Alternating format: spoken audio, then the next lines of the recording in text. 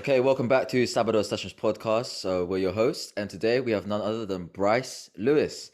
Today, we just had Bryce K. So today we have Bryce L. First and foremost, Bryce Lewis, how have you been? How is training? And yeah, Hey, thanks for having me, guys. Happy to be here. Training's going well. Really excited about the direction it's going. I've got a competition in about 4 weeks now, so it's at that really fun point where you get to start doing some singles, but things are still kind of light. You're thinking, what am I going to hit in the coming weeks? So yeah, it's in a really good spot. yeah. And just to clarify, this competition is within Powerlifting America, right?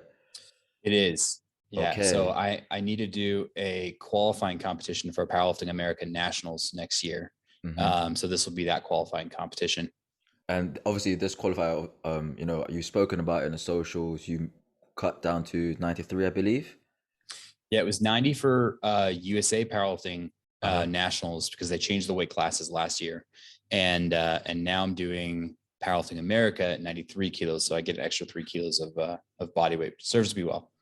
Yeah, yeah, I can imagine. Wow. So straight into it then. So there was no sanctions against you moving across from USAPL to Powerlifting that America? Yeah, so I think there's still a whole lot of miscommunication about all of this. So USA Powerlifting has no problem with people competing in Powerlifting America or coming back, competing, any which way. You can stay at USA Powerlifting, then you can go do a competition in Powerlifting America and come back. It's no problem.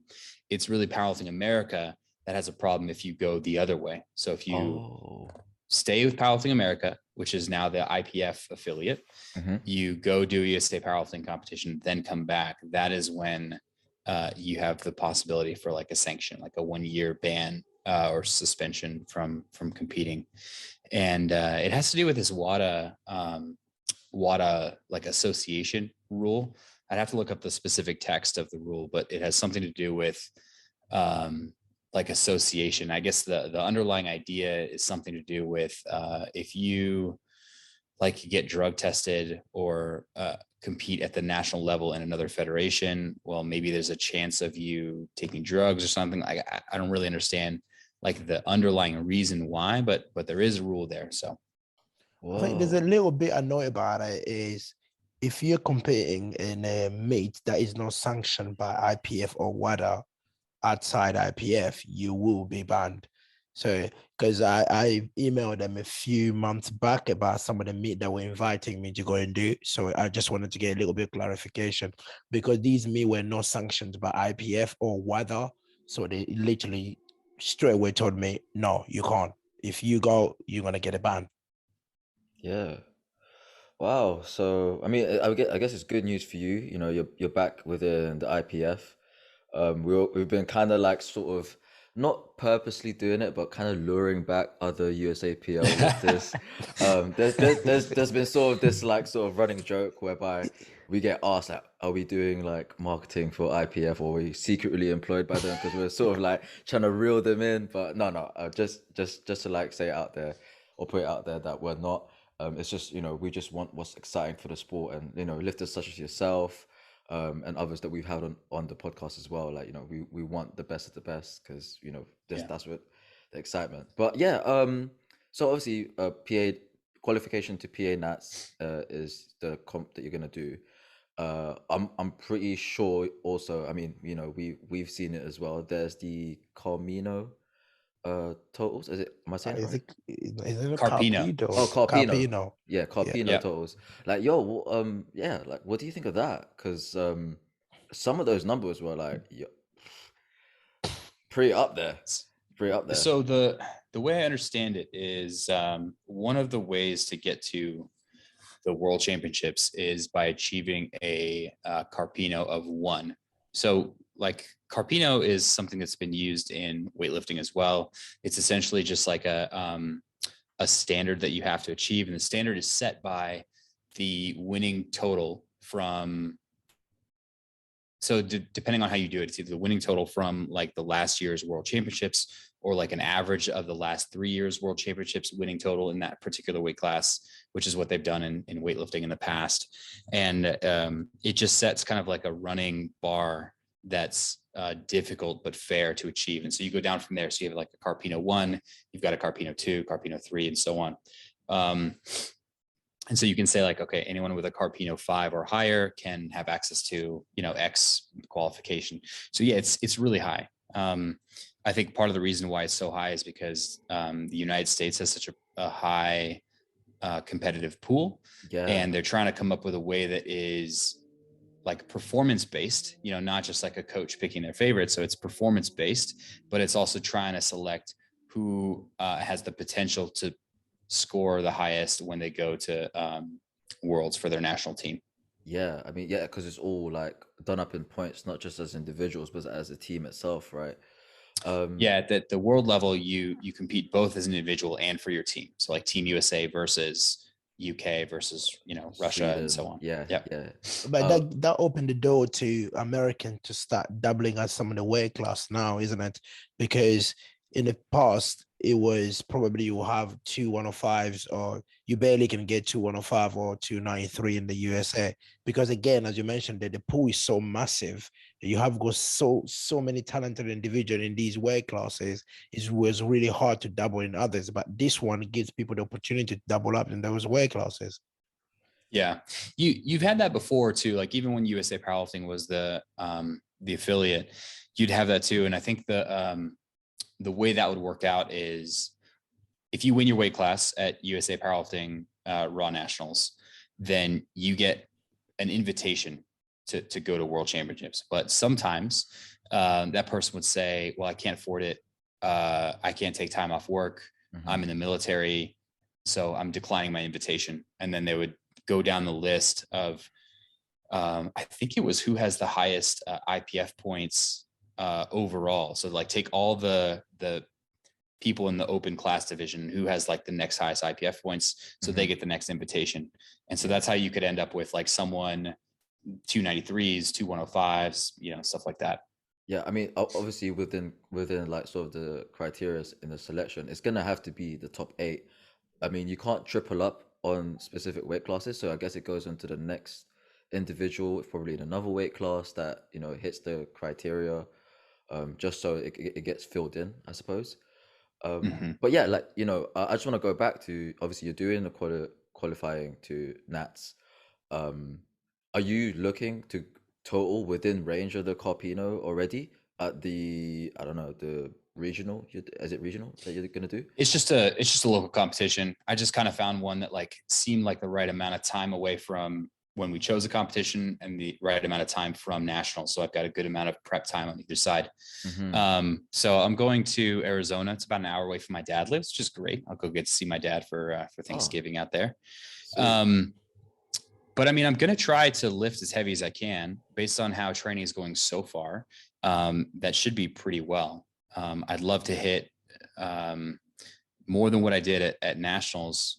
But even there, like if I can squat somewhere around like 315, 320, bench somewhere around 215, maybe 210, 215, and then deadlift like 360, 365 or something, that'd be awesome. And right at the top of the pack with everyone else. I'm so glad. Those numbers are incredible. Did you do the math, Joey? No. I'm actually glad he mentioned top of the pack, because obviously, the current 93s in powerlifting America right now, going head to head is Chance and Kaiko, right? So and Gavin Aiden as well. Oh, sorry, yeah, Gavin. But is he returned to back to the States? I'm not sure. So technically, U.S. Virgin Islands for him. Yeah. I mean, which is such a weird loophole, by the way. I know. We'll probably get into that. But like, man,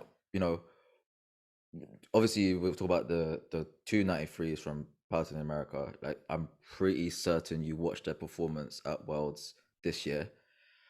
Any thoughts on that? Like, was it like a shock that like Kaiko didn't get the dub, or what was going on through your head with, like, when you watched it or went back? I was water cutting a few days out from nationals. So like IPF Worlds and nationals at the same time, which is great because it was so distracting to just watch some of these high level performance at IPF Worlds on the couch as I'm like back and forth between drinking my water and peeing my brains out. And it was great competition across weight classes, every single weight class, just huge lifts. The timing worked out that I just got to watch a ton of it. And I'm really happy that Chance won. No shade to Keiko. He's a fantastic lifter, and his bench is incomprehensible to me. How a 93 can bench like 243, I think is what it was. Yeah. But Chance is such a hard worker, man. He's been at this for a long time and has put so much into every single one of his lifts. It's just awesome to see him come out on top. I've gone through phases where I couldn't even think positive thoughts about competitors. I had to kind of make them into like these enemies to feel good about myself. If they're progressing, then I have to feel like I'm unable to progress. You know what I mean? Yeah. Kind of like these really insecure thoughts. But for the most part, I've come out of that and on the other side and feel like other people can get strong and I can be strong and we can both compete against each other. And I just want to win on that particular day. You know what I mean? Yeah. Oh my God. I'm so it's so nice to hear, there's that mental bit, going through, such a high level, lifter's head. Cause, when I was starting out, I've had those fair share of thoughts too, and it's so nice that there's something I can relate to also. Hopefully some of the listeners that we have, they're gonna be like, oh man, they've probably gone through the same thing, if not even I think it's a competitiveness mindset, isn't it? Sometimes, it depends how you see it. It could be negative for other people, and so for other people, it can be the positive side of it, where you gain a lot from it. So it's just I think from experience, you learn how to control it. Because myself, again, I used to be like that, but I've learned how to control that in terms of how can I use this in my own advantage, not just being here thinking, oh, no, I don't want them to progress because I'm not going nowhere. I need to put the hard work in. And at the end of the day, you end up getting injured. But it's just being able to control that. That's why probably we should tell young lifters, you need to be able to control that. If you can't, it's going to break you. I had a question for you, Bryce, in terms of shifting from different weight class to 93, because I checked your history. That's probably where you started when you started powerlifting. You were 87, 88 kilos, something like that. So how do you feel now physically? Because you went all the way to 105 and dropped to 90 kilos. How does it feel? Well, I feel great now. There was a while for the prep into USA Powerlifting Nationals where I felt really shitty. It's something where this is one of the reasons why having a coach is so beneficial is to kind of help you navigate some of the lows of training performances. So, I dropped 17 kilos overall. If we compare kind of my heaviest off-season weight to what I was on the day of competition, which is a lot. And part of me wanted my numbers to be the same, the exact same. And it's not going to work out that way. You are going to lose some amount of strength if you drop a weight class. If you're a newer athlete, then you can hold on to quite a bit because you're gaining strength at the same time you're losing weight. So it kind of balances out. But for the most part, it's really hard to hold on to strength. And so I'm going through this prep, just kind of struggling through weights that used to be easy for me. I remember hitting some singles on squat at 280 and they're super difficult. And I used to be able to do that for comfortable sets of 5. And so wrapping my head around that was really not easy. It's just kind of tough to go through that. And so now that I'm in a calorie maintenance, it's really a maintenance right now. Things are so much better. I have more resources for my body to put to training. I feel like I can stabilize the bar on my back. When you're dieting, just kind of felt like the bar was on top of me and I was just kind of being taken for a ride. And now it's the other way around. So kind of like the earth is on your back sort of sensation. Yeah. It's not just about the body weight that you're at. It's about, are you in a deficit or are you in a surplus? The same body weight can feel two totally different ways. Yeah. So how what's the incentive for you to drop that many kilos? Because 17 is a lot. 17 kilos is a lot of weight. So was it just like a lifestyle, or you just decided, you know what, I don't want to be heavy anymore? Or maybe the missus force you. You never know. No, is is a few different things. So I did want to just feel lighter. I felt really sluggish and kind of heavy.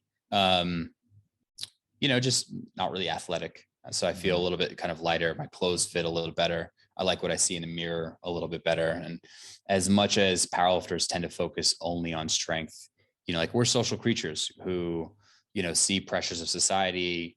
We look at some of the people who are at the top, who are both shredded and strong. And you think, I want to be that all the time. And, these voices in your head kind of get at you after a little while. So, as much as I would love to just be free of like societal pressures, there's certainly like a little bit of pressure to feel lean, feel athletic.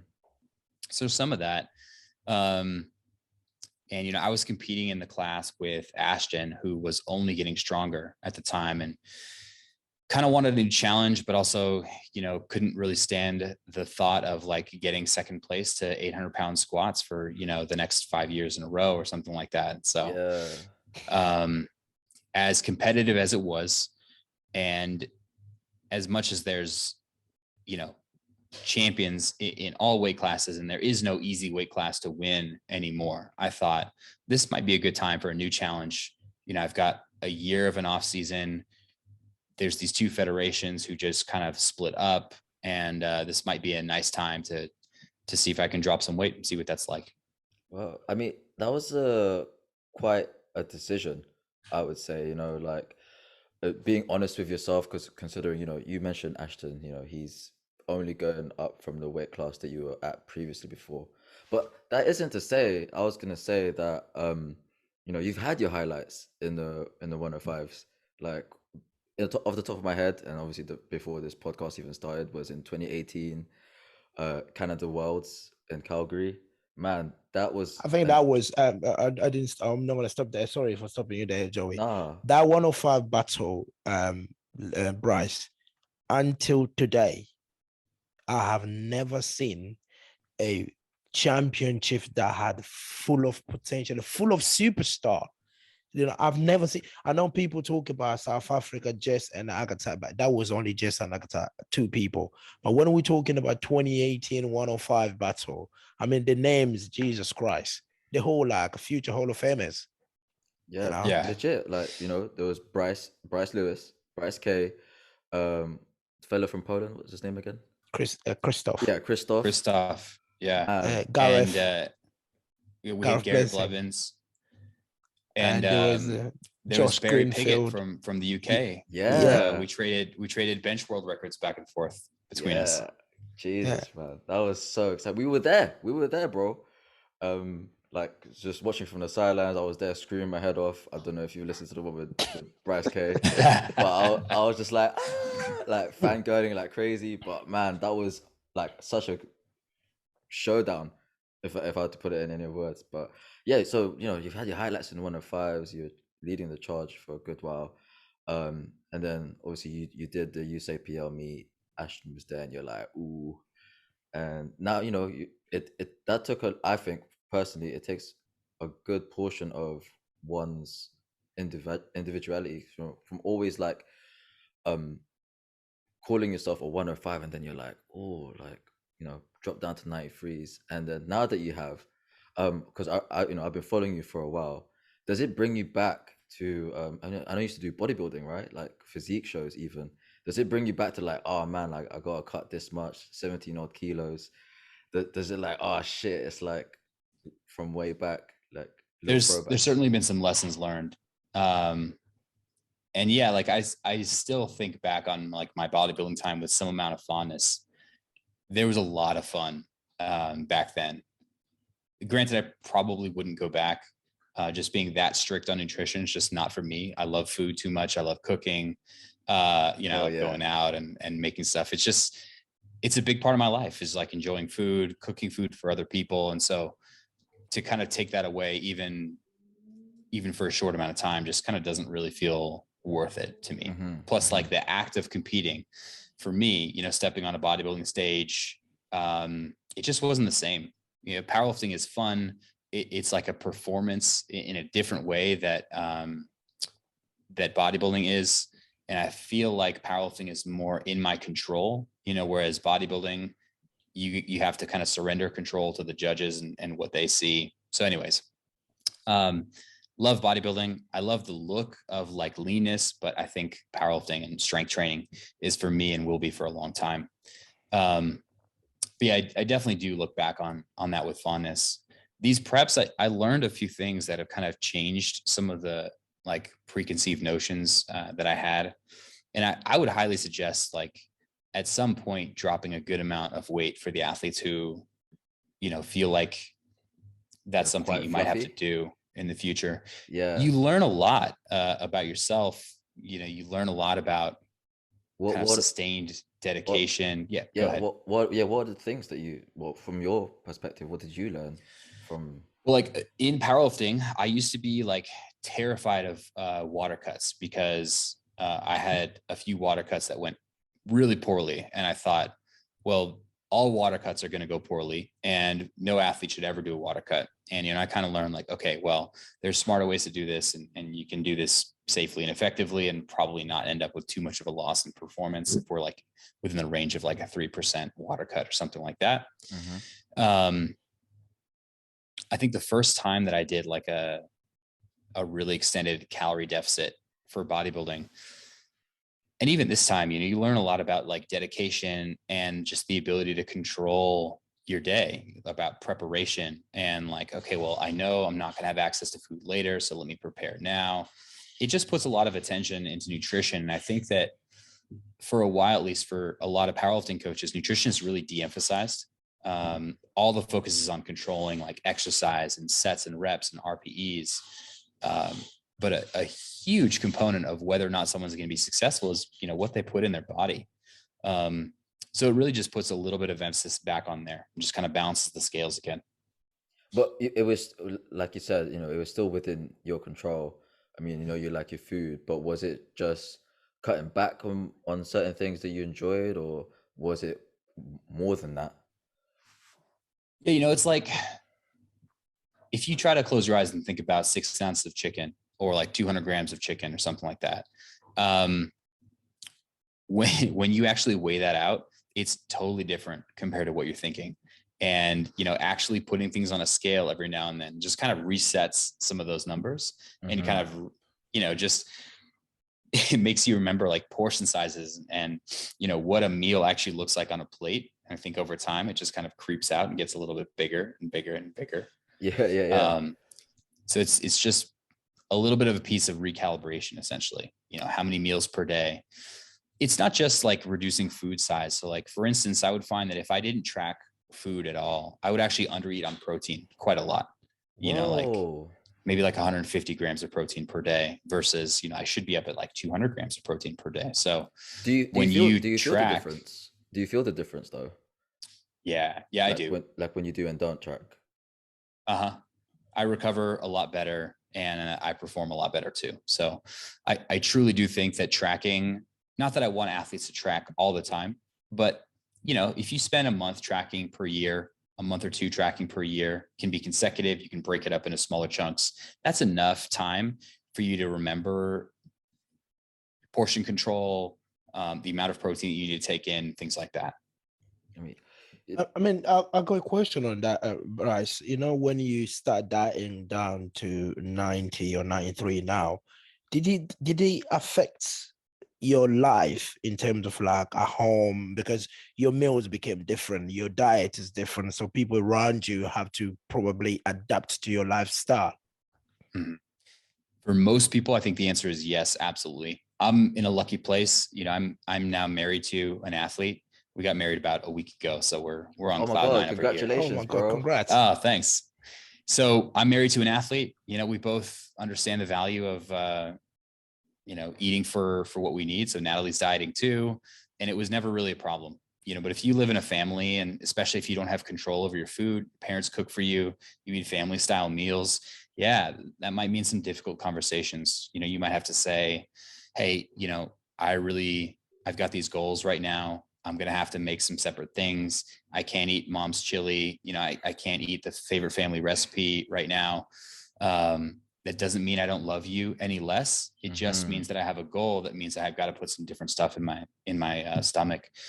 And yeah, that's really uncomfortable, you know, and it strikes at this deep relationship between food and culture that we have too. And even food and love, you know, it goes down to like the roots of human civilization.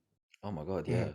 yeah, definitely. While we're on the topic of you having to eat, well, not super less, but just less, and macros portioned accordingly to what you need. Is there any advice that potentially for someone that's under eating? Because right now, a good example in my head is Durant's here. For a good portion of his powerlifting career, he was severely, I would say, under eating. I mean, there was a point where I'm 66 and I ate more than him, and it kind of baffled me. So is there like, I don't know, like a piece of word or advice that you could just give someone to, like, someone that's under eating? Yeah, for sure. There's a lot of different ways to solve this problem. So you want to meet the athlete where they're at. Behavior change is really difficult. Whatever your default is, it's hard to change behavior from that. You know, so you want to make things as easy as possible, and you want to make success as easy as possible to achieve. You know, so rather than trying 10 interventions all at once, you want to try the lowest possible barrier that's going to get some amount of forward value. You know, so one thing might be, Jurans, take a look at what you're eating, and then you just literally put more on your plate. So same exact stuff, you just put more on your plate. A few other things I suggest for athletes who need to eat more calories is to try to drink some of their calories, because you're already drinking water. So you can just drink your calories. That's fruit juices. That's some smoothies. You can try to add extra snacks in between your meals. Speaking of Bryce K, who you had on last, he has a great video where he talks about some of this stuff too. And he Yeah. talks about spreadable calories, which is basically like any surface that you have, a piece of toast, like any kind of bread source is a surface that you can put more calories on. Spread your Nutella on, spread peanut butter on, or dip things in. So take whatever and dip it in more calories. Essentially what you want are low hanging fruit that allow you to add calories overall. Yeah. Calorie dense stuff is great. Sorry, I'm just spitting a few more here before I forget Yeah, them. no, go for it.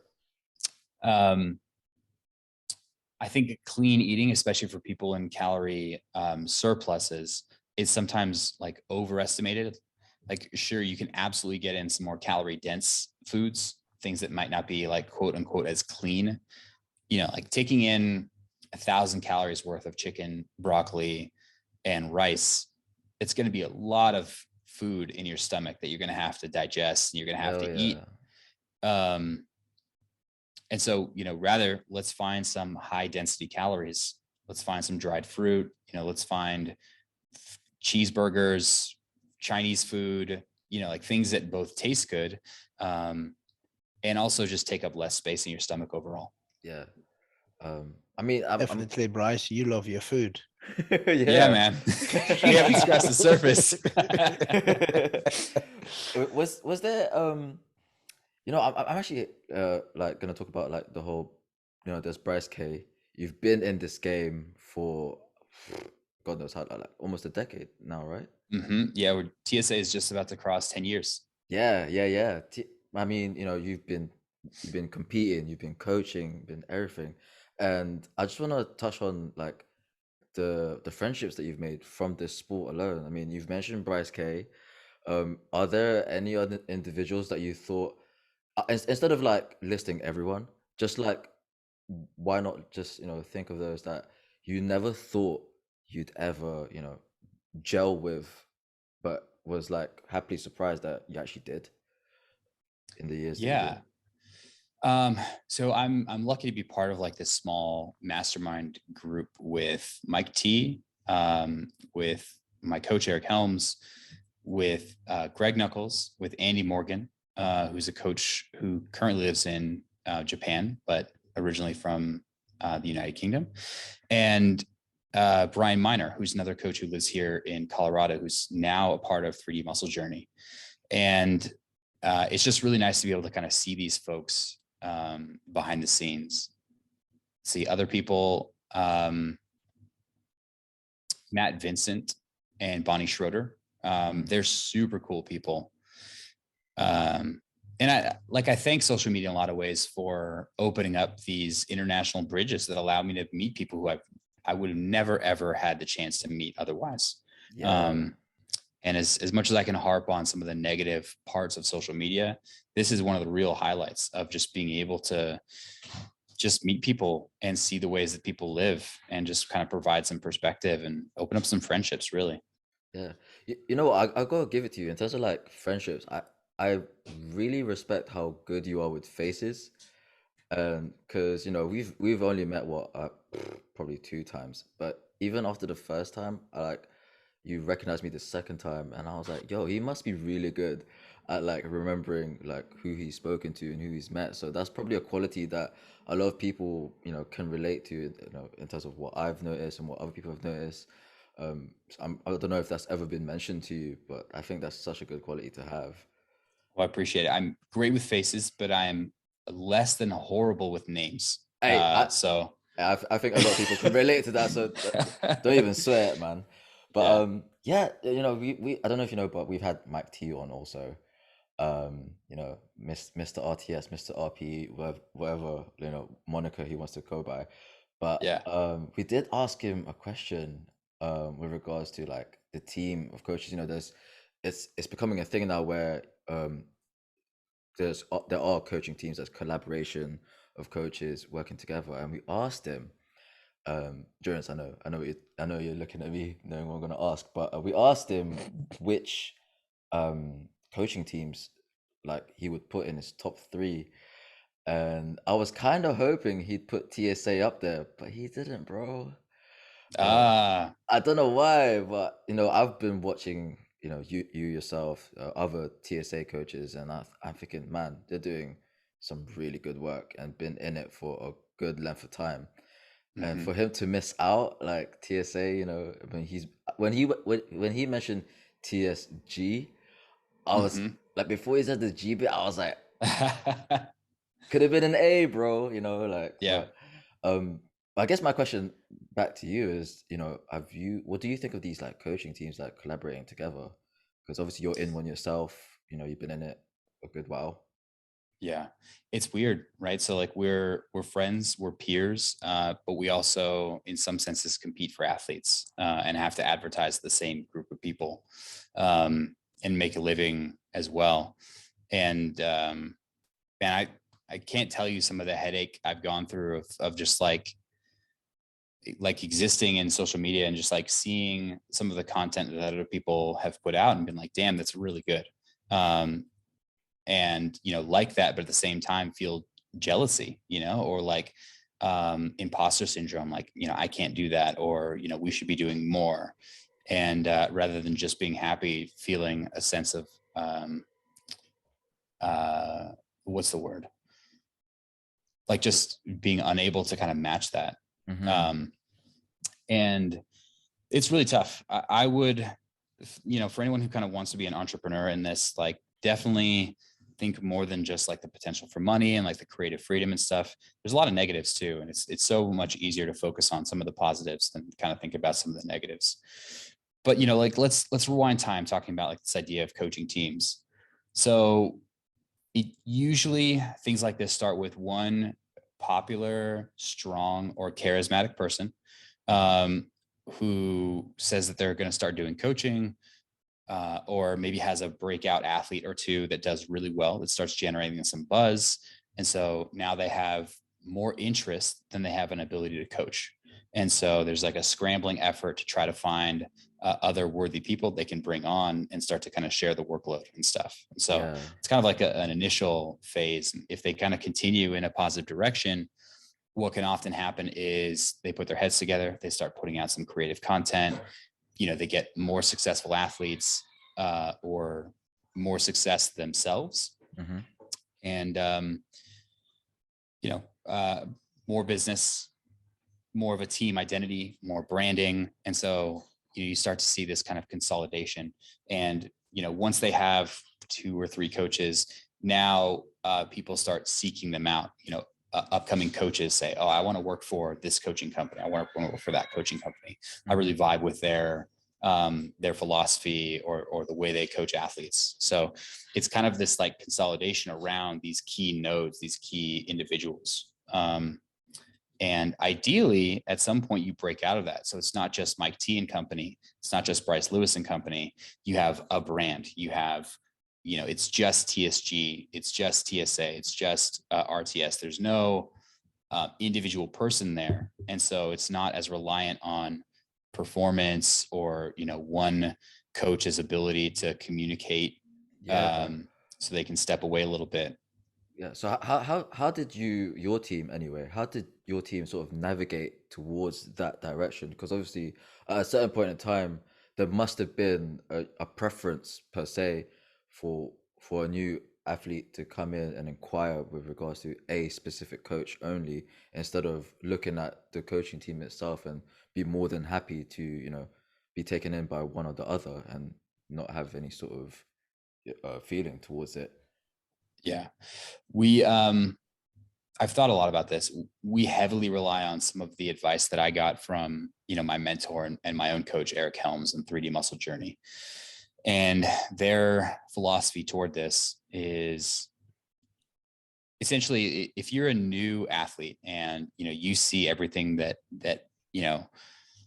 Hanny's putting out, or everything that Eric Bodhorn from TSA is putting out, and you think that's the person that I want to work with, you are on like an information imbalance with them. You think you know a whole lot about them, and they know nothing about you. So it's not the right way to start off a coach-athlete relationship. Oftentimes, you have all these expectations about what you think coaching is going to be like, and things can go wrong a little bit more often than they can go right. So both with what we do and what 3DMJ does, they don't allow athletes to pick a specific coach.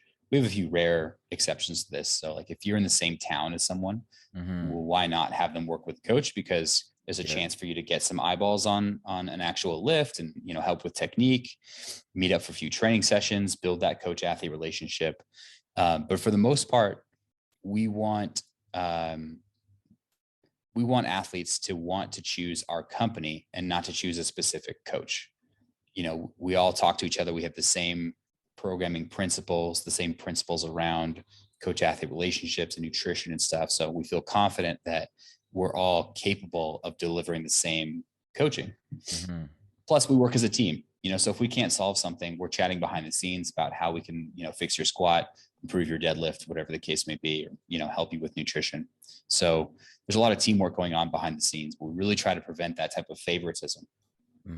So does this mean things like programming and things like that are written with a collaboration between the coaches, not just a single person? Let's say if I come to you, not just like you just have to say, okay, I'm the one that's going to look after Durance programming. Is it more about like a team? We have Durance as an individual and you have a team there looking after it.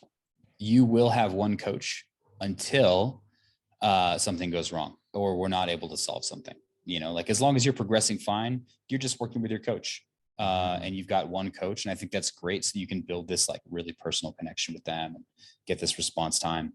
But as soon as something isn't going well, then we start to talk as a team and figure out how can we fix, this sticking point for a bench press. How can we get them on track for sleep, with this, weird schedule or something like that. So that's kind of how we balance the two. Okay. So obviously when athletes come in, there is, you must have a sort of criteria in order to delegate a specific athlete to a specific coach, right? How do you guys sort of pretty much suss that out then? Yeah, good question. So it's really simple. Coaches put their availability of like when they're able to take calls. We start everyone with like just a conversation, so you've got to have some availability. And then you also have like a max number of athletes that you feel comfortable with. So if someone feels like they're full for whatever their client load is, they shut themselves off. So they're no longer able to be booked as a coach, which is understandable. We want to make sure that athletes get the right amount of attention and support.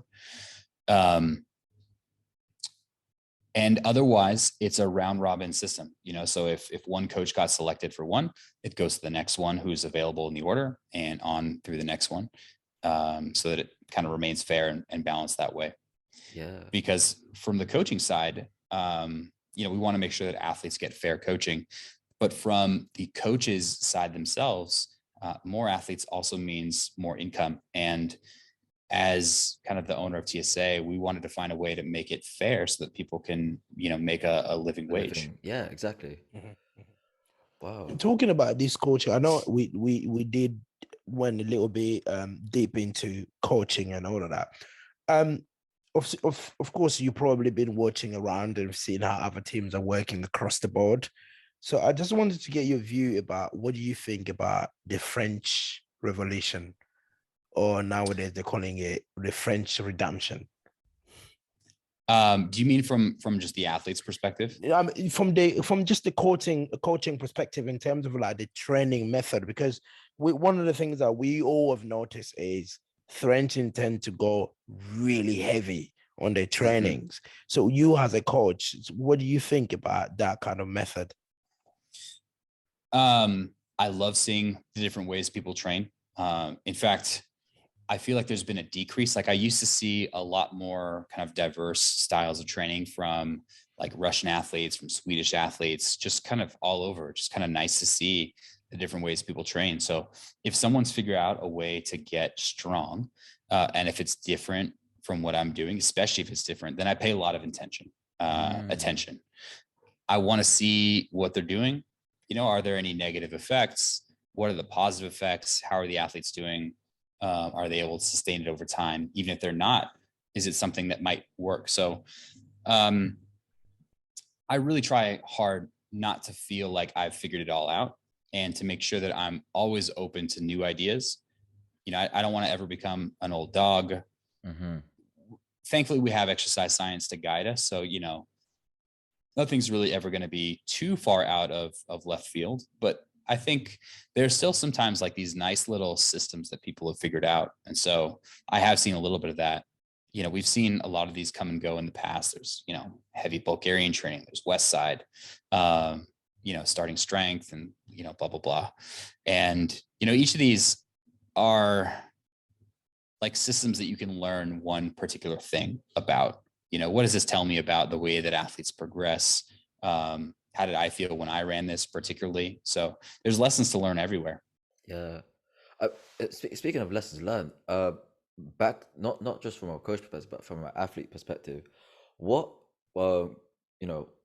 what gave you the reason to choose the coach that you're with now, like Eric Helms? What was the? Well, I got super lucky.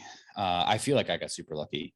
Eric wasn't Eric Helms as the internet knows him today. Mm-hmm. He was basically in bodybuilding. We were on the bodybuilding.com forums. I hired him for bodybuilding coaching, and then we decided to try powerlifting in the off season. So this was kind of really early on. Yeah. Yeah.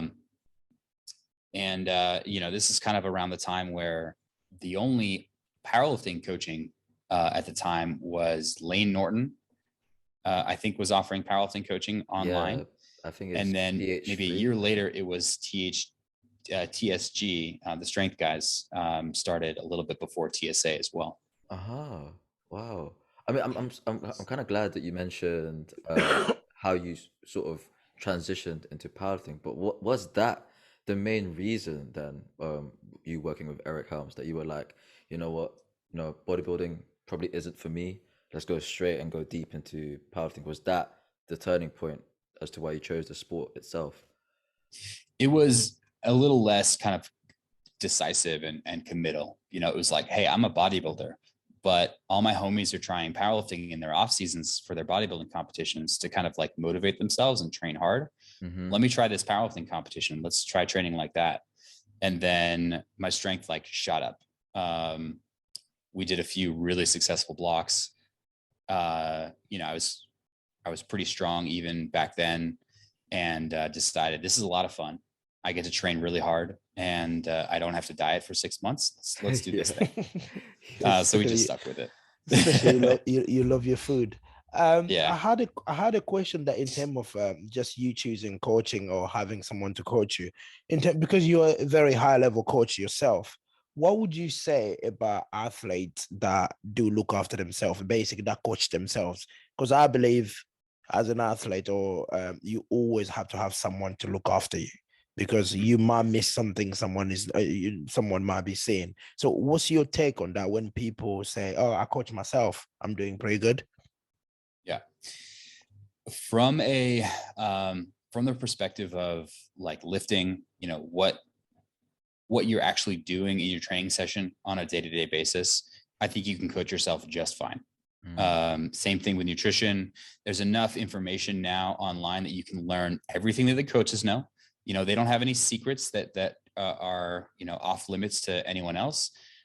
And not to mention, they love talking about it, so most coaches don't really keep anything to themselves. They love sharing information.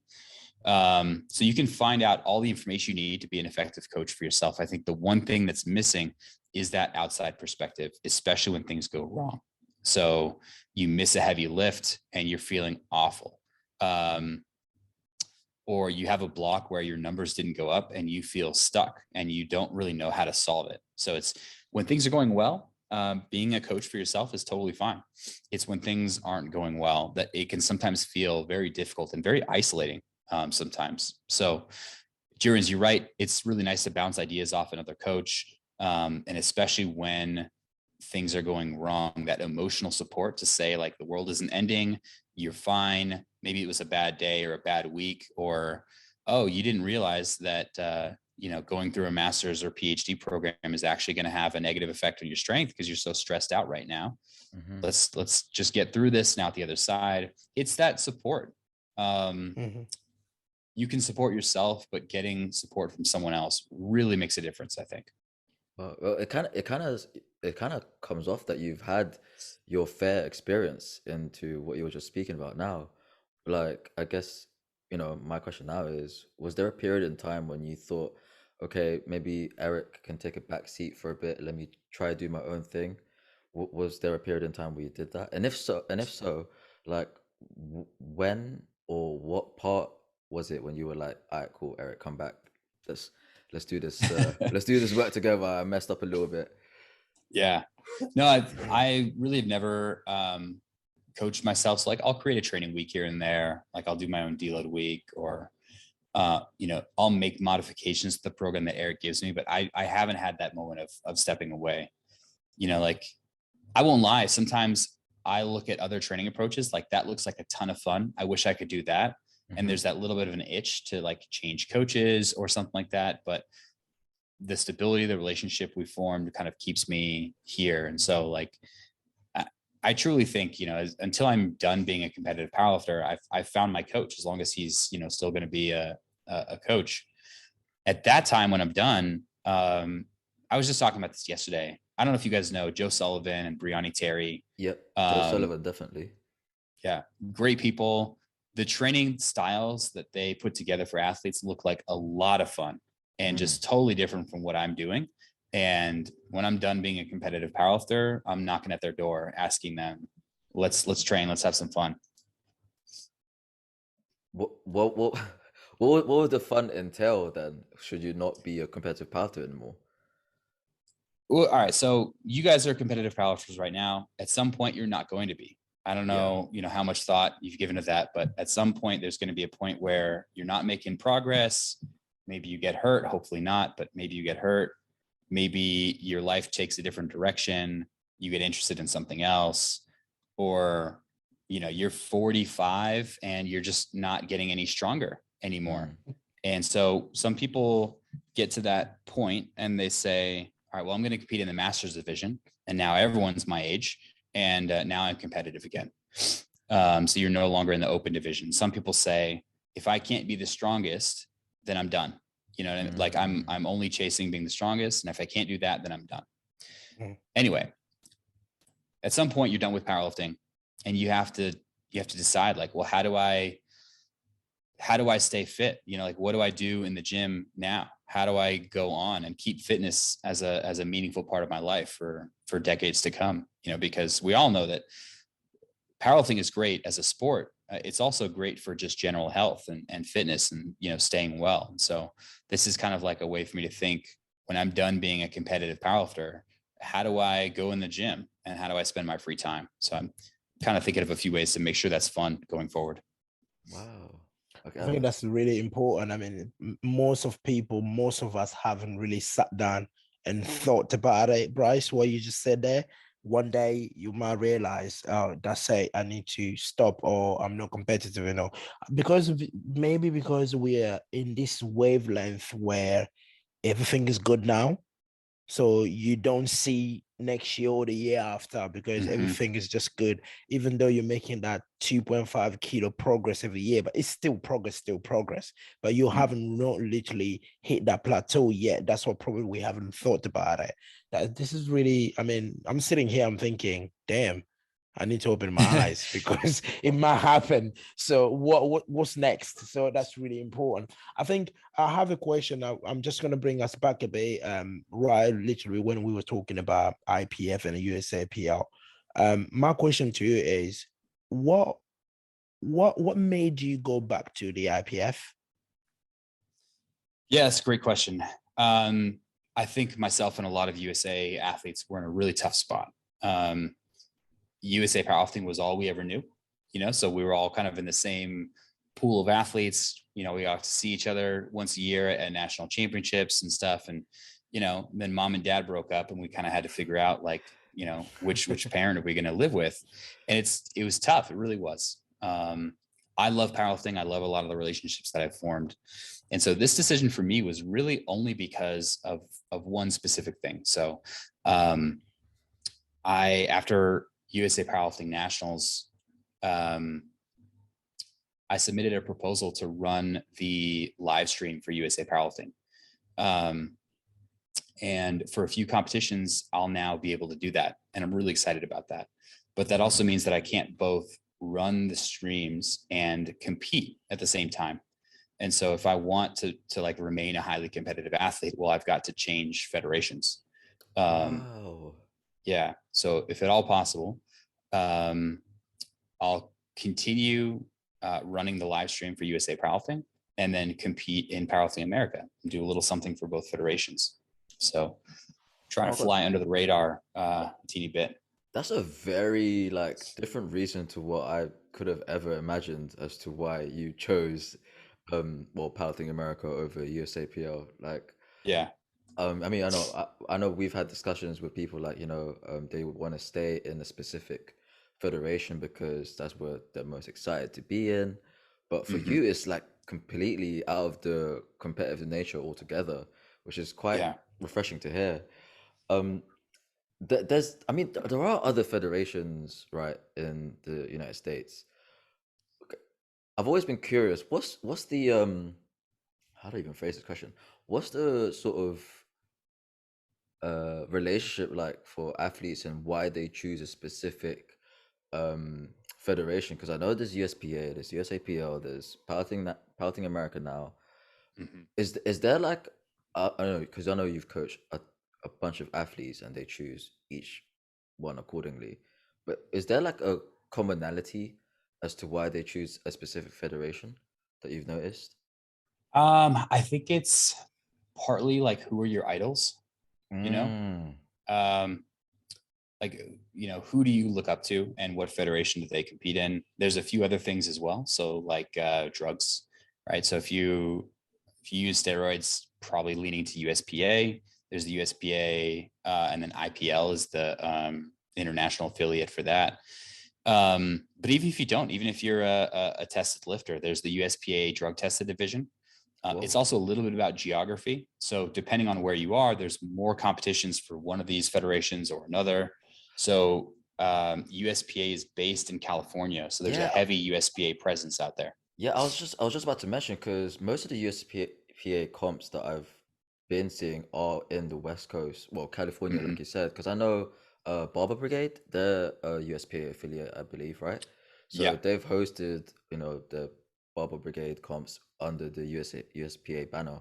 So I guess geographically it makes sense, and that's where they could make the most profit. And the East Coast, what's the sort of it's USA Powerlifting. It's a lot of USA Powerlifting, and then South east. So like very bottom corner, Florida is now like Powerlifting America. Like that's the headquarters. So you'll see a fair amount of competitions from there. So, Wow. Bryce, would you say you mentioned about one thing that you mentioned about sometimes it depends where your idol is, you know, who do you follow, what federation they're competing in, and you mentioned the areas and all of that. So, would you say like people like yourself leaving USAPL coming to PNAT, it will probably draw a lot of people following you? Would you say that? Yeah, I try to tell people like, look, you have to make the best competitive decision for yourself. But I'm sure it's going to have an effect on some people, you know, at some point. Like I remember, I don't know if you guys saw, but Russell Orhe made this announcement where he like, it was like the draft, and he put on the baseball cap and I know, I the saw draft that. for USA Powerlifting. I bet that convinced a ton of people which federation they were going to pick. You know, Oh and it's yeah. hard not to, right? You know, you look up to this person, they say, I'm going team B, and you say, well, I'm team B too because I like Russell. It's an oversimplified version, you know, but that kind of stuff happens. Like we're cliquey, you know, like everything is a social signal for people. Okay. Obviously now, you know, you've ventured, you've decided even to, you know, go the IPF route now. How deep have you looked into the weight class that you're going to be in, the 93s? Like, have you only just looked at it from nationals point of view, or have you looked internationally now as well? Because obviously there's 93s servicing from not just from the United States, but there's Emil Krastev from Bulgaria and everywhere else. Have you looked, you know, that far ahead? I haven't. You know, we talked earlier about like you know, how you view competition. Like historically, I'm terrible with viewing competition in a positive way. Like I Hmm. used to have to unfollow people and just kind of like, you know, put my blinders on and like Oh, pretend they oh, don't exist. you know, oh my God, Um, like Bryce K was going through the same thing with us also. Like he isn't watching others if at all, you know, Doesn't. and yeah, and it's kind of nice, or not. I don't know if the right way to say is nice, but the common theme here with you guys is that you don't really watch others. Yeah. Well, I'll put it the other way. So like, let's pretend that, you know, I'm watching all my competitors, right? And I'm scrolling Hmm. social media like I probably do, you know, 2 dozen times a day or something. Just multiply that by 10 or 100. And you're scrolling social media, you come across a heavy lift from, you know, one of your opponents. Hmm. Every time you do that, you have to have this conversation with yourself. You know, the conversation is something like, can I do this? How does this compare to what I can do? What are things going to be like when I face off against this person? Are they getting stronger? Am I getting stronger? How does this make me feel about myself? You know, and there are these kind of like mini comparison moments every single time you see a competitor. And I was doing this for a long time, and I thought, what am I doing? You know, like every time I see something like this from Ashton, it's making me feel terrible about myself. Mm. Um, and so in the past, I've like messaged these people directly and be like, hey, Ashton, you're a great dude. You're awesome. On a personal level, you're awesome. But seeing your lifts is driving me crazy right now. I'll see you at nationals, you know, and, you know, we'll have a conversation and shake hands. But until then, I got to stop watching your lifting, man. And they, you know, they take it really well. They understand it because at some level, I guess they're going through the same thing. Yeah. So how far do you go? Like, do you just unfollow them straight up, or you just like sort of just mute them real quick so it doesn't go up in your No, it's feed? the mute for sure. Yeah, Um, such a useful button, man. Honestly, it really is. It's like great. You can mute obviously no just your shade. posts and stories. Yeah, Yeah, no shade. yeah. But I mean, on the opposite end of the spectrum, though, from where you were talking about, because obviously we watch other lifters from the States also, like, you know, Bob Matthews, Ashton, of course. You know, like Bob just had a little link up with Taylor Atwood, and then he was trying to get them, get Rondell and like Taylor to sort of face off, even though it's like a cross weight class sort of, I guess, rivalry. But it's sort of, I don't want to take all the credit, but it's sort of spurred from this podcast here when we had Rondell on, Oh yeah, and he was pretty much you can just, take credit. uh, okay, yeah, I guess so, yeah, yeah, cool. But he literally just straight up went, you know, if about the Sheffield thing, and you know, if Rondell was somehow there, Taylor would not have it in the bag, you know, to get the win. And I just thought, whoa, Like that's mad. Like but I guess there is excitement there, but on the other end of the spectrum, like what you were saying, watching other lifters, there is that sort of like that toxicity that formulates in your head just from like the comparing it is it can be your demise to some extent, right? Yeah, yeah, for But sure. And I do want to say, like, it's not that way for everyone. Some people are mm, really motivated by other people. yeah, Some people have that Michael Jordan, and I took that personally type of response where yeah. it lights a fire in them that makes them better overall. So I guess the question you just have to ask yourself is, how does this make me feel? Does this help me or does this hurt me? Yeah, I guess that's a good theme here as well because it goes down to the lifter's individuality. What works for one may not always work for the other, and I Mhm. think if it's a tool that pushes you in the right direction, then yeah, by all means. I mean, obviously that sort of comparing thing and like competitive sort of approach doesn't work for you per se, but another one does, and I'm guessing you've seen it for yourself with how your training is going when you haven't really compared to your opponents or people you could potentially go up against.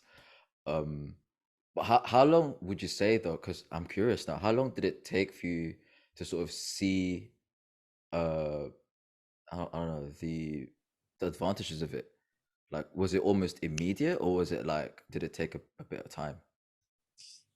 Um, let's see. So 2015 was probably the peak of like my emotional instability in training, in Mm-hmm. like competition. Um, I went to the Arnold, and Lane Norton was there, and like, you know, Lane Norton was like the shit, and he's like untouchable. You know what I mean? And it Yeah. was even worse because like when he was there, there's like 8 people just like waiting to talk to him. There's 2 videographers taking video footage of him in the warm-up room.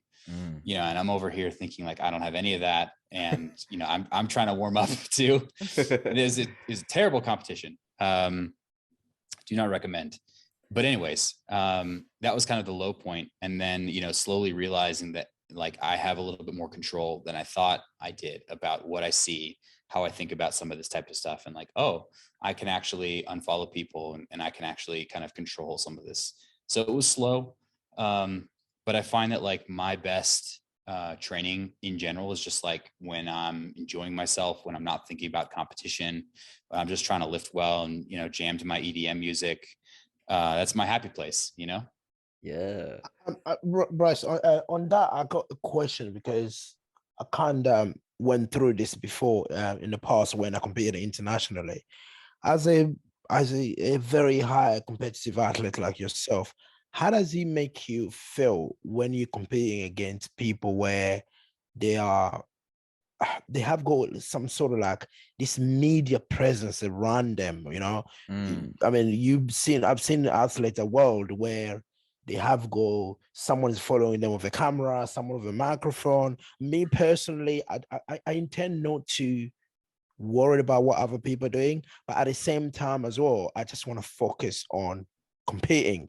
And when I got Mm-hmm. these people passing in front of me and trying to grab the athlete, so it's just little bit frustrating for my part. So yourself, how did it make you feel?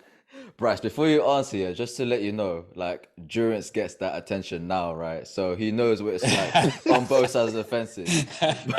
So I don't know why he's like chatting the most right now, but yeah, Yeah. by all means, Bryce, like, Okay. Yeah, so different people handle this different ways. And like my best advice is to do all of your preparation in advance so that when you come to the competition, you don't have to learn new skills. You don't have to try anything new. You've already prepared. And this is the same for any type of sports psychology stuff. You want it mm, as practice as possible so that by the time the competition rolls around, you're just executing a plan. So um, one thing people do is they take the role of the dark horse, right? So the dark horse is like the underdog. So mm-hmm. you think, all right, well, that person's getting all the attention, but I'm going to come through with no attention. I'm going to fuck them up, Yeah, like yeah. I'm coming through and everyone's going to be surprised at what I can do because I don't have the attention. So you turn something that might feel like a negative into a positive, and you Mm-hmm. make yourself into like the hero. I think in some senses, especially individual skill-based sports athletes. So we're talking track and field, powerlifting, even martial arts, stuff like that. You really have to do a lot of like mental work to make yourself feel like, the hero, that you're special, that you have something that other people don't have. And I've done a lot of research on mental toughness, that essentially sports psychology researchers just interview coaches and athletes and say, how do you feel when you're competing? How do you think about yourself? How do you think about your opponents? And a lot of these athletes come back and say, I feel like I have something unique that no one else has. I've got a unique set of skills that let me advance past where other people do. So you have to feel like you're special and different. And everyone internalizes that in a different way.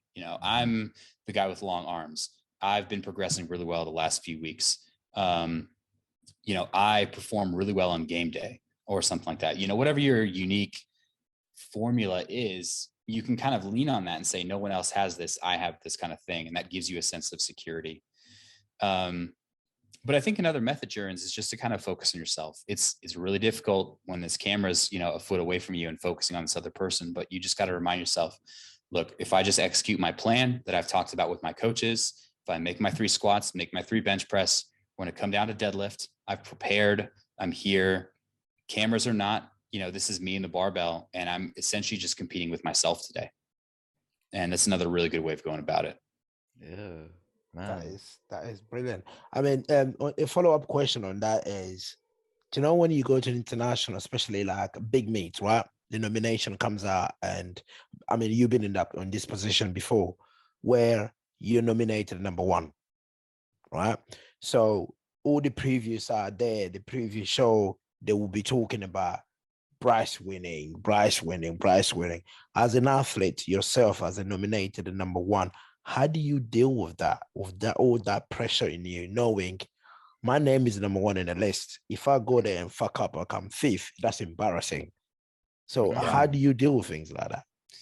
Yeah, pressure can be debilitating, can be absolutely debilitating. No matter the sport, even outside of the sport, the same exact thing can be true. You feel like you have a lot of pressure and you can underperform.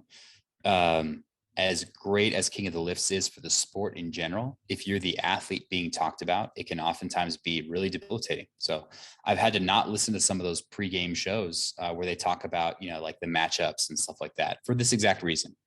I'll just say you get to control exactly what you hear, and you get to kind of control that pressure flow. It's all coming through social media, so you just get to kind of decide, no one's coming up to you with a microphone in the street and saying, how do you feel about you versus number 2, So thankfully we're not at that point yet. So you get to decide, what you expose yourself to. So just control the flow, I would say, but it can certainly be pressure. Even if you're not nominated number 1, but you won last year's world championships, to think, man, I've got to go do that again. I got to perform again every year in a row. All I can say is lean against the same things that supported you the first time around. Your winning coaching strategy, your close support network. So not your social media friends, but like the people who see your training every day, the people who you get to talk to, and the people who know the real Jurgens, the real Joey. Who are those people? And kind of lean on those people when you're feeling stressed or overwhelmed or feeling the pressure.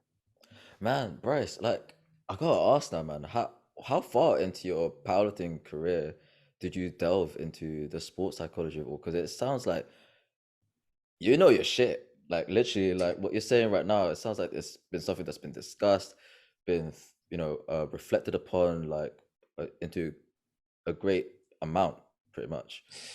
So after that really bad competition in 2015, 2016, I started looking into a lot of this type of stuff for 2 reasons. When we started the Strength Athlete, it was really around like this idea of comprehensive powerlifting coaching. So everything we can think of to make athletes better, let's give athletes that stuff. And so at first it was like mindset kind of stuff, but really kind of more scratching the surface. And there's nutrition, there's technique, and there's programming. It's kind of like these big pillars. And I had been kind of interested in psychology in more of just like an armchair fashion, but really started looking into sports psychology specifically, taking a look at like key topics about perfectionism, about like pressure and response to pressure, and just reading textbooks. Downloaded some textbooks illegally online and just like reading through I some appreciate the textbooks. honesty. Yeah, you know, the information's out there. You just have to find it. Yeah. Anyway, yeah, just trying to find some information about sports psychology and realizing how much I didn't know and how much like good information is actually out there.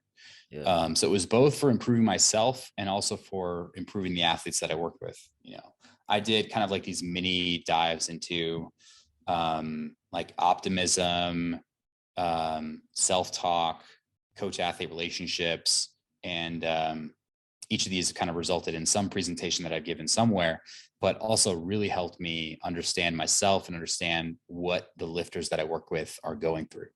Okay. I mean, one of the things you mentioned, like I did read one of the story that you wrote about the, when you mentioned the coach-athlete relationship. One of the things you advocate is that collaboration is really important. At some time, the relationship goes from just being a coach-athlete to more like too deep into collaborative when you became like partners in terms of like how the program is being delivered, how everything is being done. So I just, my question that leading into that is just like a little bit more clarity to explain to our viewers how important that is, because you briefly spoke about that in some of your podcasts, but I wanted you to elaborate a little bit more on that relationship there. Yeah, I think what it ultimately boils down to is this idea of autonomy.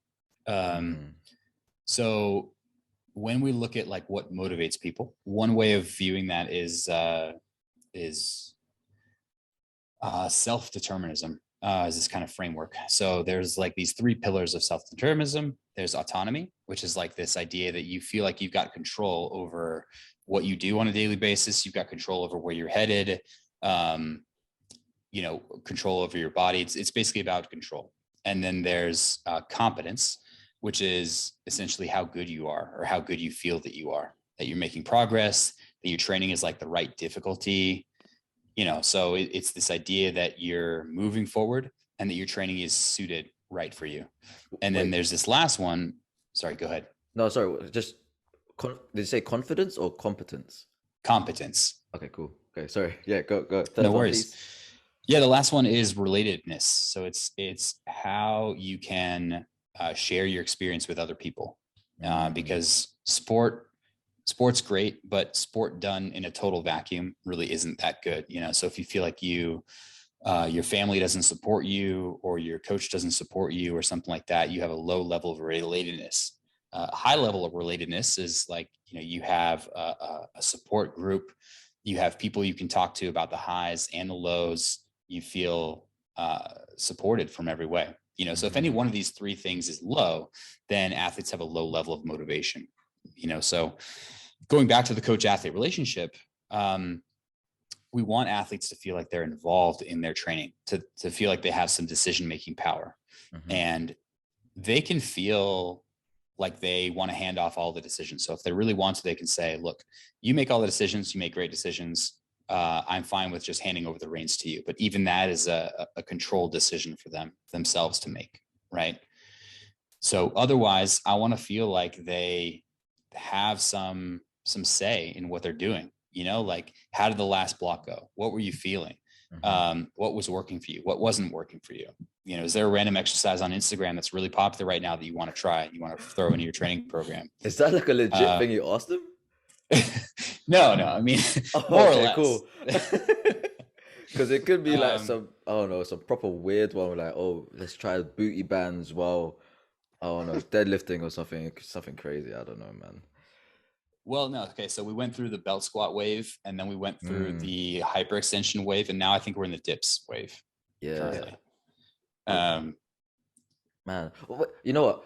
While we're on like how you are with your athletes, even you are as yourself, if there was like a pyramid in terms of like the, I don't know, like hierarchical or even like the trickle down approach of how to sort of formulate an optimal, I don't know, optimal basis for yourself as an athlete, even your athletes as well. Is there like something that's high in the tier of, is it like the, you know, like you said, like the sports psychology of it all? Is it the programming, training, the nutrition, and all that? Like, where would you put each? What? Yeah, where would you put each level? Oh, like how do you order things? Yeah. Uh, so I really would put communication like down toward the bottom, Mhm. because it just helps you to modify everything else and actually get it's two ways, right? So from the athlete, it's getting feedback on what's actually happening in the training process so that you can make better decisions. From the coach, it's asking questions and kind of diving into what's going on. It's that little bit of feedback back and forth. um, and then above that, it's probably the programming, because you have to put the right programming in place for an athlete to make progress, and then you can slowly start to work on technique. So I'd put maybe technique above that. The sports psychology stuff is important, but you can make a lot of progress even with very shitty sports psychology practices. Like you can have Mhm. terrible self-esteem and go in the gym and do the lifts, and you'll still get stronger. You'll feel bad about yourself, but you're still making progress. And Yeah. so It's true. Not optimal, but yeah, I guess so. yeah, Yeah. yeah, which you can work on over time, and yes, it's absolutely important, but it's just a little bit less important than some of those other basics. Hmm. And Uh, that's pretty much the pyramid then. Yeah, Ah, I mean, there's nutrition as well, and then non-training factors are a huge piece of that too. So sleep and stress, I'd put in there as well. cool. I mean, I think I'm going to bring us back to you as an athlete, Bryce. I know you've probably heard of Sheffield. Sheffield is happening next year. Thank God, COVID is gone, so we can experience something better. So, what's your view about Sheffield? Just a general view about Sheffield.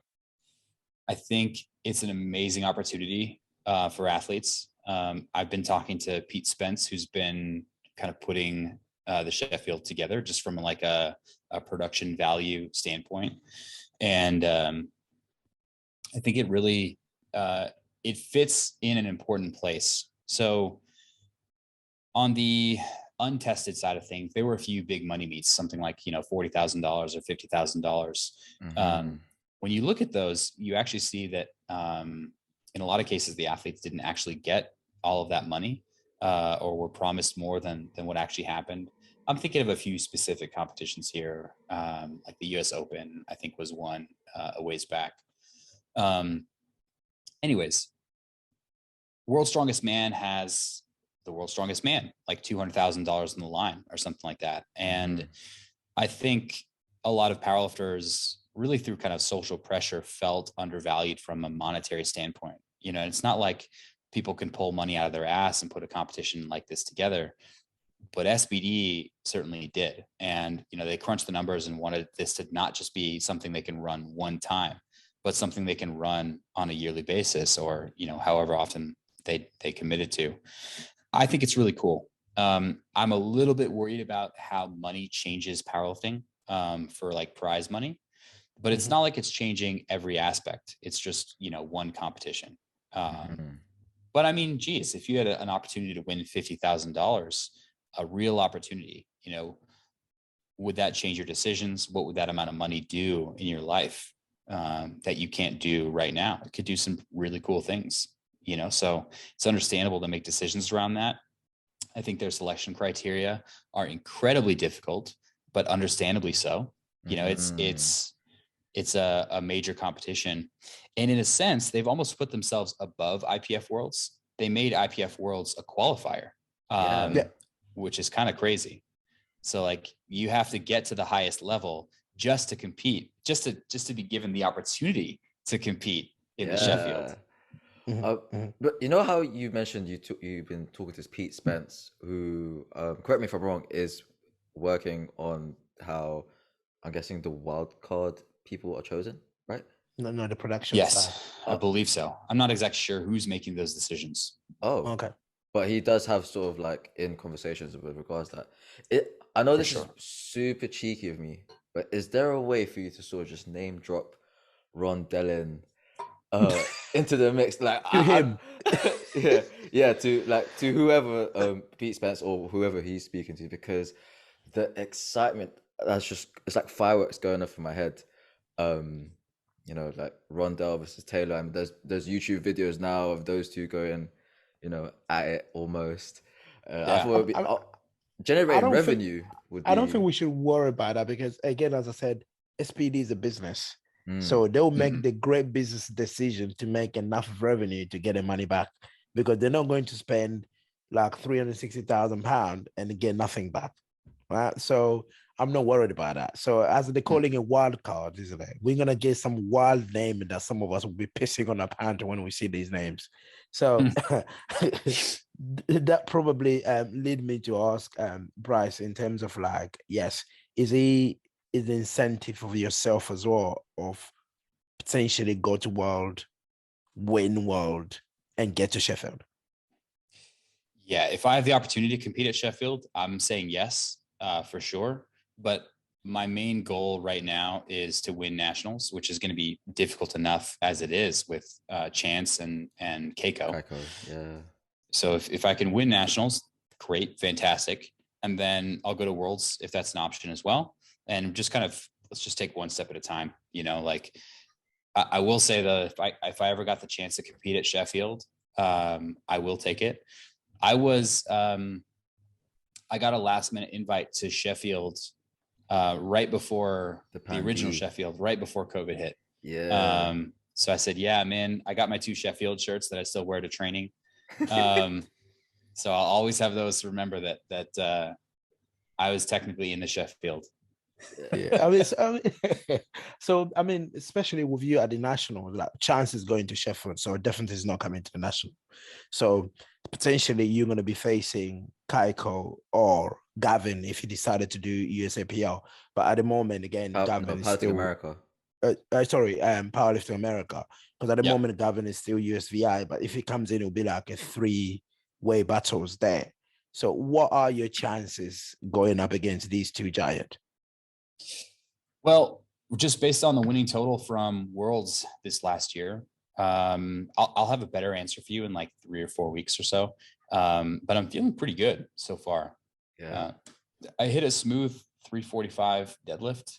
I did a triple with straps, but it's always been my raw grip strength that's been a little bit limiting. But this 340 for a smooth single felt amazing. And I want to start to see what squat looks like. That's the only question mark for me right now. So I still have to hit a few heavier singles. So I did 290, but I want to hit like, I don't know, 302 this next week. And then if I can do something like 312 the week after and that moves well, then I'll feel very confident. Whoa. Ooh, that's Wait, incredible. actually, no. Bryce? Can I just ask you this? Without thinking too much into the numbers of it all, because I know you're not really watching, other people's training right now. But say, you know how like with the criteria that Carpino score and everything, they could potentially select 293s to go to Worlds. If you had, if you had to choose which other 93 you'd go with to Malta 2023, which 93 would you pick? Would it be Chance, Kaiko, or someone else altogether? Oh, that's a good question.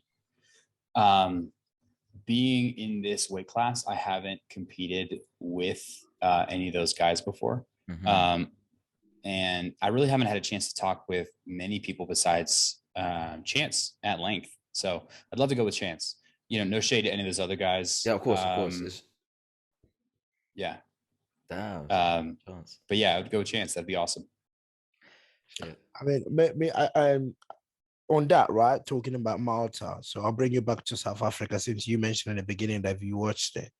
Is there a lifter in South Africa that wowed your mind in terms of like what they did in South Africa? Yeah. You mentioned Jess Bittner and Shitko. That was an unbelievable battle from both. And so I feel kind of a special, I don't know, bond with Bittner just because we're both coached by the same coach. Eric Helms is both of our coaches, and he coaches like no one else. So it's kind of like just us as teammates. So I feel like a real special bond there.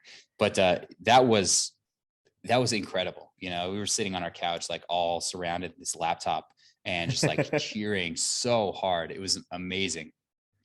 Man, like what did you think of Shitko? Just like pretty much put on a screen, like cheering on for Jess. Like, what would that was that like something you did not Would expect you at do all? that? Would you do that for chance, Wait. One question at a time, Malcolm? bro. um, I have done something exactly like that. So when I finish my last deadlift, you go out and you cheer for the other person. I think that's really good sportsmanship Yeah, overall. It's good for the sport. It's also a good example for other people. But in the moment, you're just thinking like, what feels good? What should I be doing right now? Yeah, you cheer for the other person. You want them to make their lift. And I think that's, it's really good that we encourage people to do something like that. yeah, She's a beast in equipped lifting, by the way. yeah. I know that a lot of people focus mostly on just raw powerlifting, and equipped lifting is just kind of this big, like weird other side of the sport. But she's Mm, unbelievable. She hit a bunch of world records at the World Games this past year when she went to the World Games. Which, if you think of the Sheffield, the World Games is it's even harder. So it's like if the Sheffield only happened once every 4 years. yeah, Yeah, yeah. yeah. And Wow. we had her on the podcast the last time around, and I was watching her in the World Games because she missed her bench twice. And the Mm-hmm. last attempt, and she got it. My question to her was, how did you even get on to the platform knowing I've missed it twice? If I make it, because equipped bench is harder than normal bench and then raw bench, knowing any mistake I make, I bombed out. And then she went like, oh, I didn't worry. I knew that I wasn't gonna get it anyway. I was like, Yeah. huh? So that's how amazing she is. Miss it twice. She's still thinking, yeah, I'm gonna get it. Mm-hmm. You know, Bryce, Yeah, would you dabble in equip? Sorry, or would not you? not really. I tried it a little bit.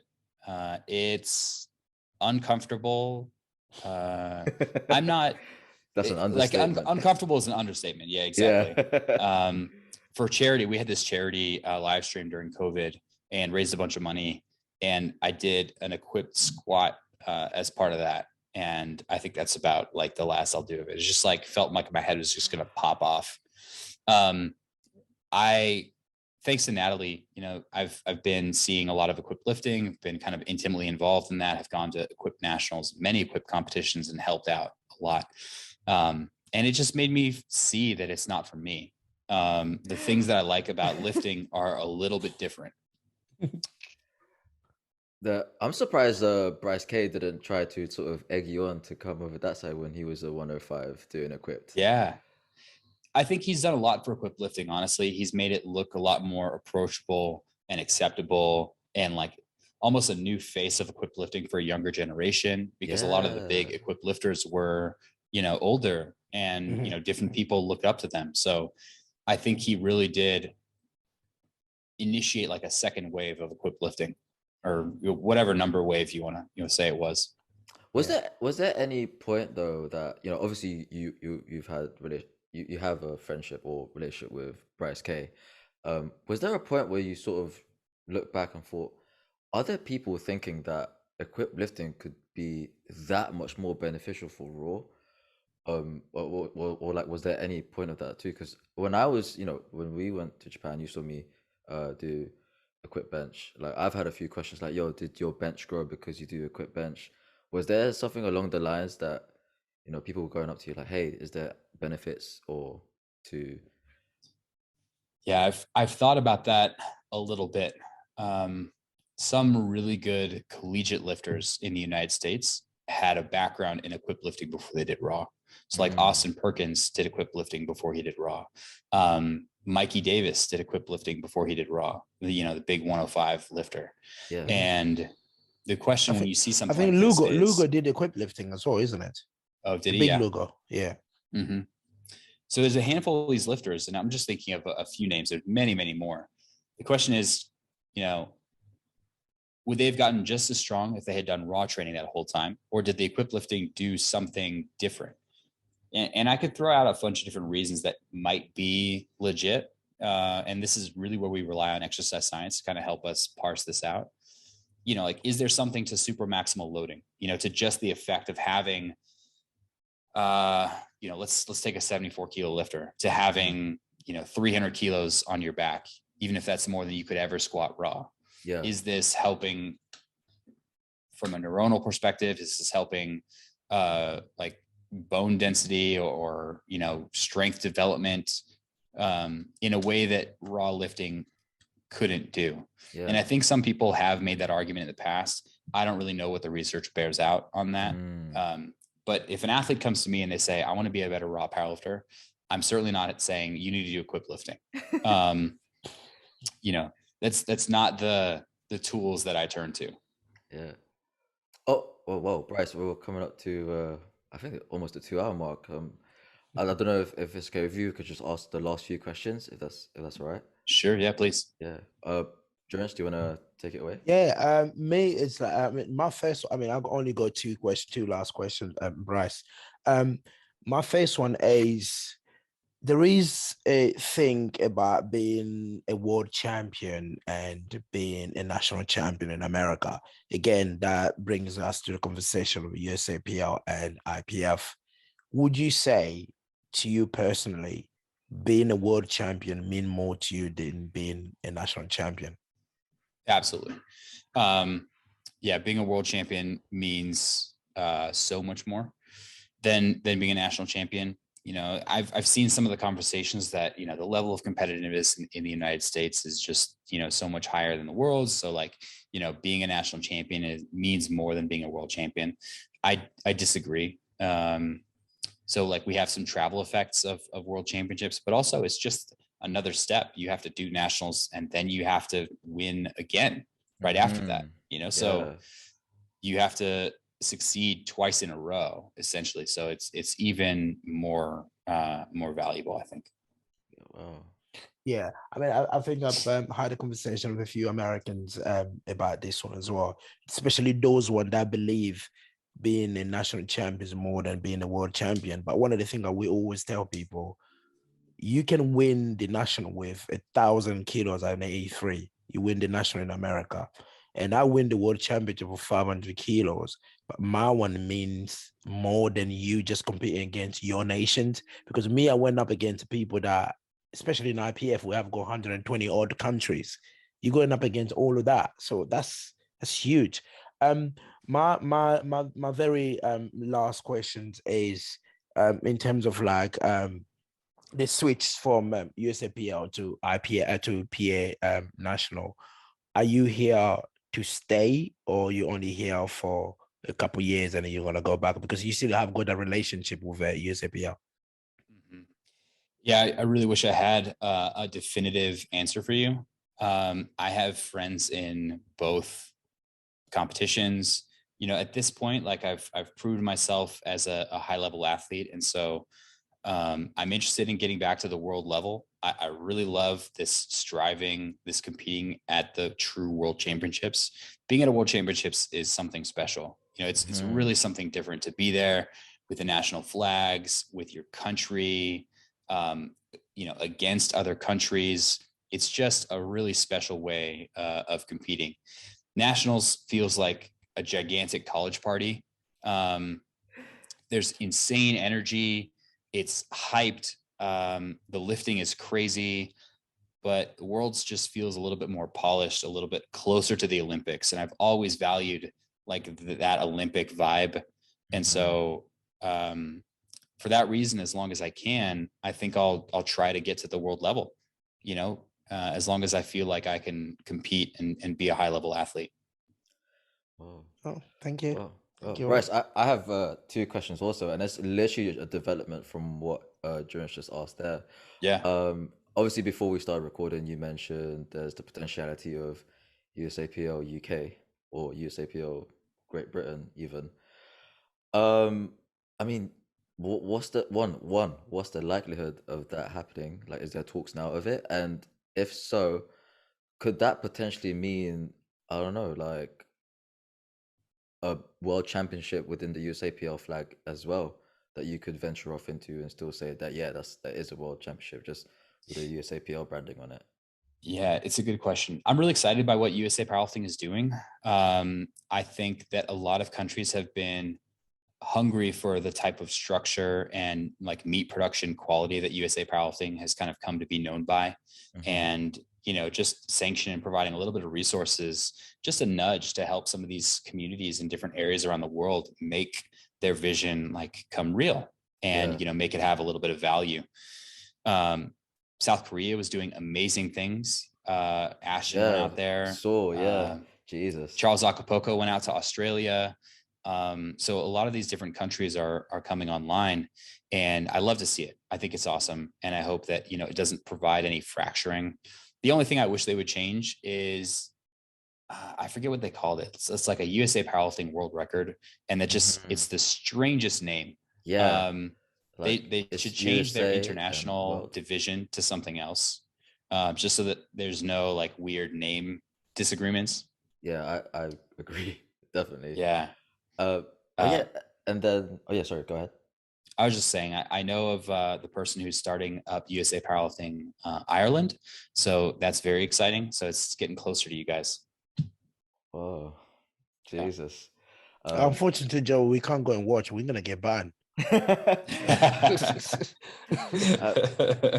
I mean, there are like sort of pretty much permanent fixed federations in certain countries. I know when we had Leah Baval and we asked her, if ever USAPL branched into France, like would they bite?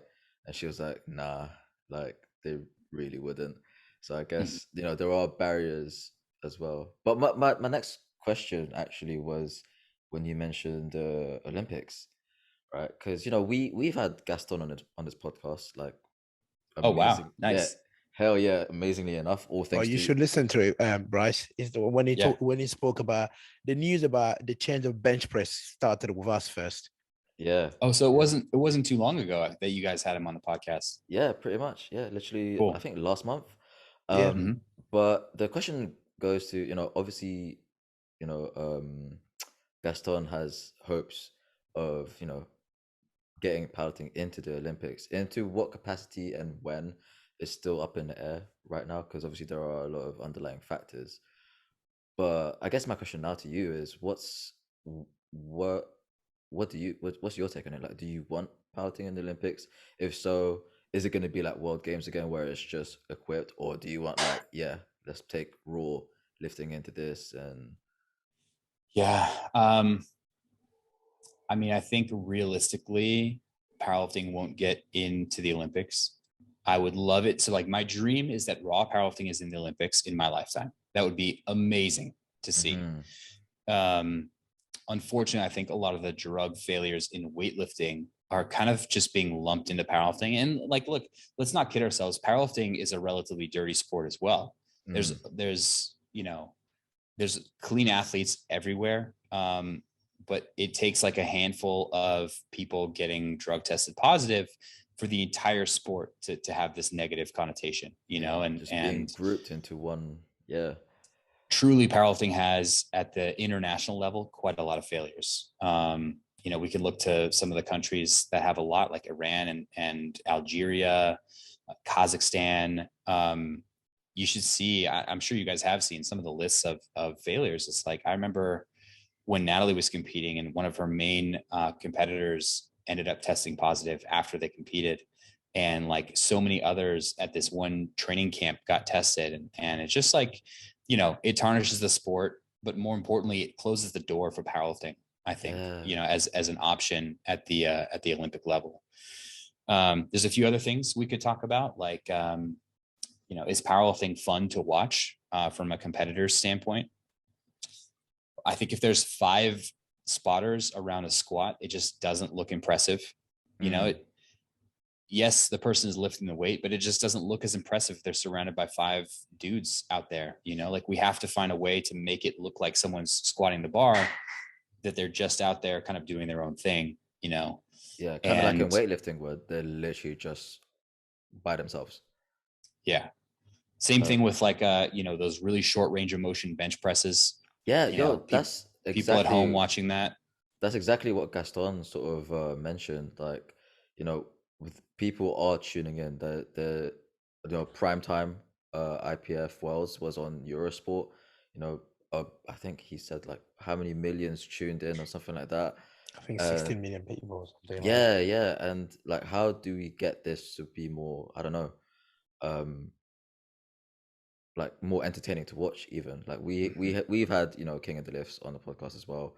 Like there is some sense whereby those crazy arch benches are going to have to be like limited in order for the sport itself to be relatable to just the average Joe per se. Yeah.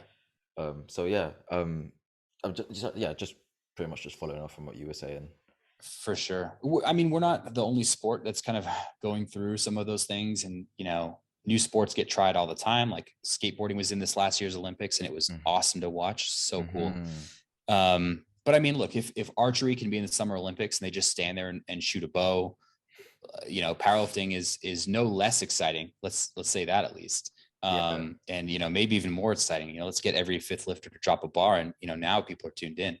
I'm just kidding, but yeah, I want it to be entertaining. I want it to be an Olympics, but I think the reality of it is that it's really an uphill battle. There are a few things I've heard, I haven't ever fact checked this, but like if powerlifting gets into the Olympics, things have to change for the national governing bodies. Like they have to have like an executive board made of outside members that are making controlling decisions. And, there's a potential to lose some of the culture that at the national level you've worked so hard to achieve. Whoa.